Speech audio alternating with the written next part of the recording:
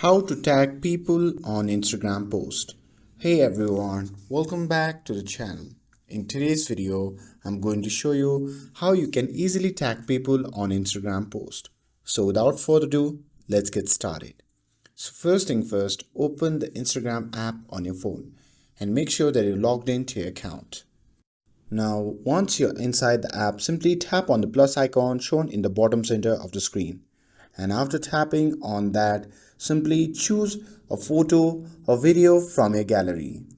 And once you have selected it, on the next page, you can simply tap on next to continue.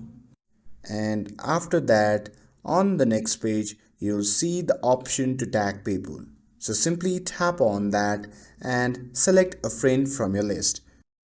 And once tagged, you can drag and reposition the tag anywhere on the images.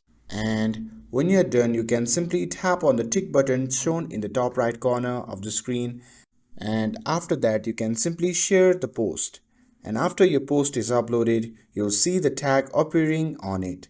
And that's all there is to it. With this, if you found this video helpful, then don't forget to like, share and subscribe to get updated for more videos. Thanks for watching, and I'll see you in the next video.